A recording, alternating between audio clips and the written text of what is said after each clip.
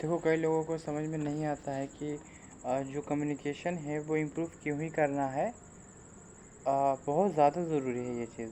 मैंने देखा है इंटरनेट पर और ऐसे रेगुलर भी देखा है कि जितने भी लोग होते हैं, बहुत कम लोग हैं जिनको अच्छे से बात करने आता है। बात सबको करने आता है, हर एक इंसान को जिसके पास इतनी काबिलियत है कि वो कुछ बोल पाए, सबको बात करने आती है। लेकिन बात करने का एक और तरीका होता है जिससे आप अगर आपको किसी से बात करनी है तो आपके पास वो कैपेबिलिटी होनी चाहिए कि आप चाहे तो उससे आधे घंटे भी बात कर सके, 2 घंटे भी बात कर सके और चाहे तो 2 मिनट भी बात कर सके।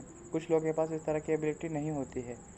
उनके पास यही एबिलिटी होती है कि वो कम से कम कुछ मिनट बात कर सकते हैं। उससे अगर ज़्यादा अगर कोई बात करे तो उन्हें एंग्ज़ायटी या फिर फ़ियर कुछ होने लगता है और उन्हें लगता है कि बस अब बहुत ज़्यादा बात हो गई। और उनको लगता है कि जितनी बात इसे करनी थी सामने वाले से उतनी तो हो गई, अब क्यों लगे रहना है बात में, ये तो वेस्ट ऑफ टाइम है। ये वेस्ट ऑफ टाइम नहीं होता कभी भी। द थिंग इज़ लाइक उन्हीं लोगों को तो कहते हैं इंट्रोवर्ट, और जो खुलकर बात करते हैं, खुलकर हम सबसे मिलते हैं, उनको कहते हैं extrovert. The thing is like कमियां है बहुत ज़्यादा इंट्रोवर्ट होने में, बहुत ज़्यादा कमियां है। आपको अब बहुत ज़्यादा चांसेस खो जाते हैं। आप सोच के देखो ना, लोग किसी को मारते हैं नहीं।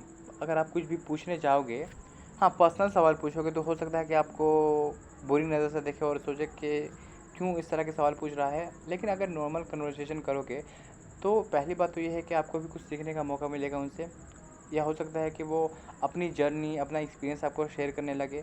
जब बात करोगे नहीं तो कैसे पता चलेगा उनकी जर्नी, उनका एक्सपीरियंस। और ये चीज़ ज़रूरी है और ये चीज़ इंट्रोवर्ट के अंदर नहीं होती है। इंट्रोवर्ट के अंदर अगर मान लो कि अगर कोई इंट्रोवर्ट है, हो सकता है उसके पास एक्सपीरियंस हो खुद का, लेकिन खुद का एक्सपीरियंस ज़रूरी थोड़ी है लाइफ में। अगर 10 लोगों का एक्सपीरियंस तुम्हारे अंदर हो तो कितनी बढ़िया बात होगी। और दुनिया जो है सिर्फ एक हिसाब से थोड़ी चलती है, दुनिया ढेर तरह से चलती है। तो अगर तुम्हें पता ही भी नहीं है कि उन उन तरीक़ों के बारे में तुम्हें पता ही नहीं है, उन उन चीज़ों के बारे में पता ही नहीं है, तो तुम कैसे जी पाओगे अच्छी ज़िंदगी।